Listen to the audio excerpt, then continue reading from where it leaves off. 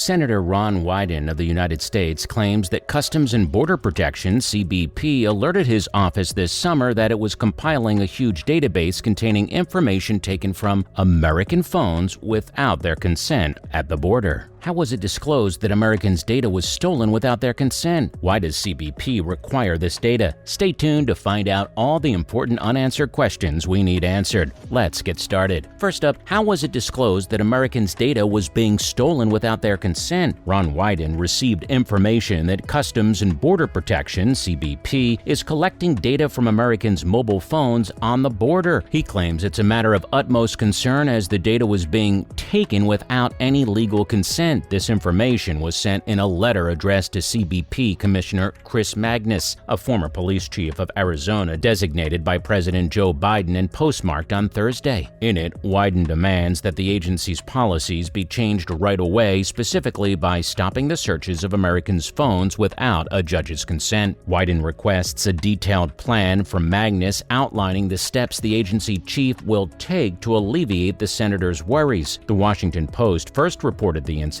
briefly describing the odd scenario. According to the letter, briefings made Wyden's office aware of CBP practices such as pressuring travelers to unlock their electronic devices without adequately informing them of their rights, and downloading the contents of Americans' phones into a central database, where this data is saved and searchable for 15 years by thousands of Department of Homeland Security employees, with minimal protections against abuse. Next up, why does CBP require this data? Wyden, a 20-year member of the Senate Intelligence Committee, claimed that DHS officials are not documenting the reasons behind their searches, a mistake that encourages misuse and makes auditing the practice difficult. Additionally, he claimed that CBP had so far been unable to provide any data on the number of Americans who are cited in the database or the frequency with which government workers access it. Responding to the query, CBP forwarded to Gizmodo a 1,840-word bulleted email that appeared to be a compilation of altered material taken from a privacy impact assessment that was published 4 years prior. In the email's opening paragraph, CBP's sweeping search powers are described as extending to all individuals and things, including electronic devices crossing our nation's borders. With a supervisor's approval, CBP employees are allowed to perform an advanced search of a person's device using equipment that downloads its contents according to a section explaining its border search policy. It states that reasonable suspicion may be utilized but is not necessary. Instead, CBP personnel may have a national security concern. It's not immediately obvious what a national security concern is or why DHS distinguishes it from reasonable suspicion, a low threshold of proof that is far less than what law enforcement and prosecutors require to see a phone's contents. Next off, what might have happened if you refused to give access to your mobile data? According to CBP's own statistics, the agency has so far searched more than 38,000 devices during the 2022 fiscal year. So far, the officials are unsure how much data has already been saved. In the interim, Wyden is requesting that CBP provide a written letter outlining the steps it will take to address the problems, no later than October 31st. Legal experts say you are allowed to respond no when asked if you are free to leave if you are not crossing a border, such as if you're traveling domestically. Former DHS lawyers advise asking for a supervisor if you don't want your phone searched at the border in some cases. Doing so is enough to convince the officers to relent and let you go. However, DHS policy mandates that you turn it over if the agents insist. However, legal experts say you are allowed to respond no when asked if you are free to leave if you are not crossing a border, such as if you are traveling domestically. Agents are required to release you if they have no specific reason to believe you're guilty. Former DHS lawyers advise asking for a supervisor if you don't want your phone searched at the border. In some cases, doing so is enough to convince the officers to relent and let you go. However, DHS policy mandates that you turn it over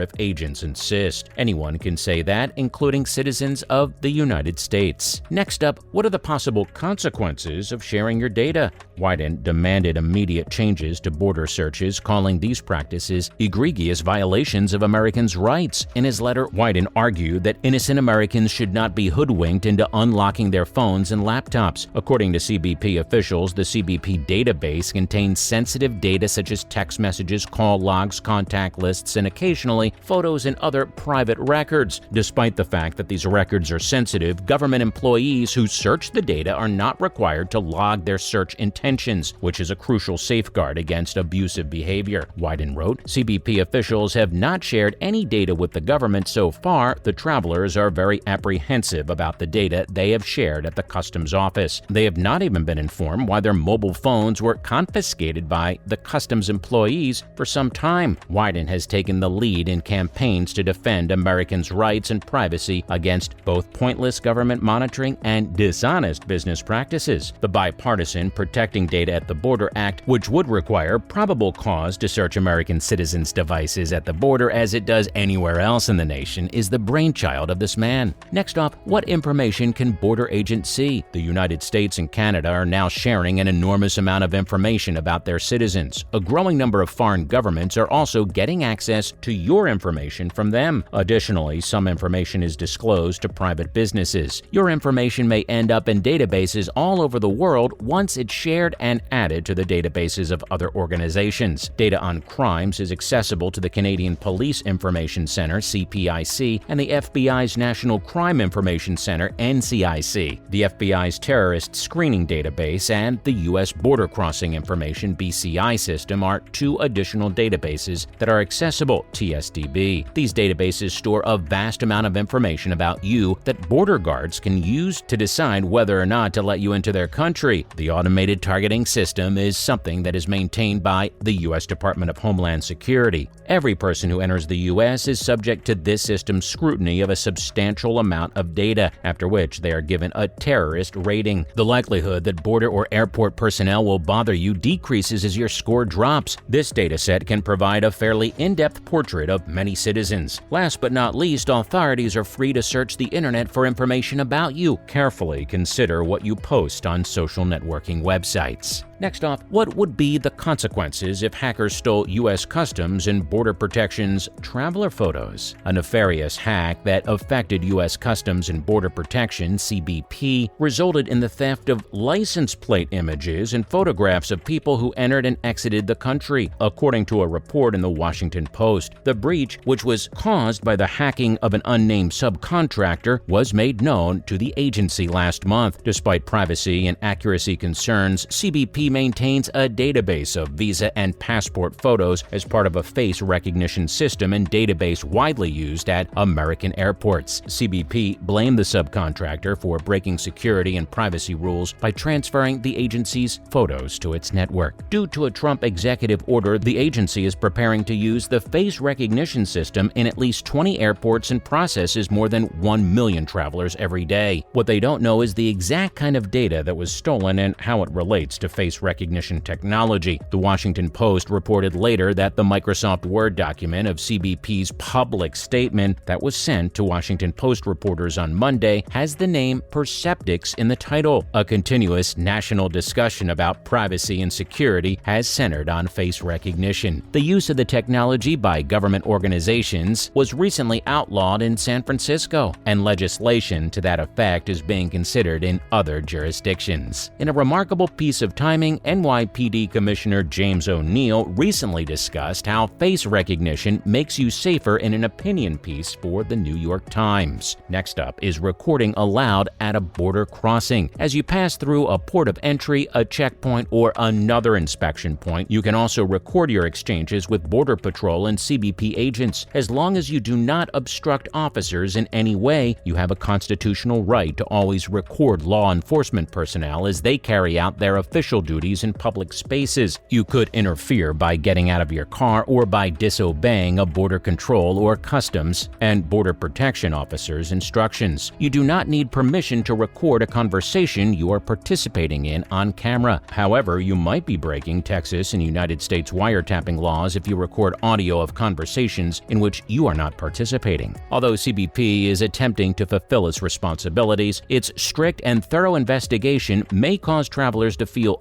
uneasy. Sharing their mobile phones with the customs officer gives them a surge of uneasiness. Do you think CBP has the right to extract data? Do you think the U.S. government should ease restrictions on travelers? Make sure to let us know your thoughts down below. Thanks for watching.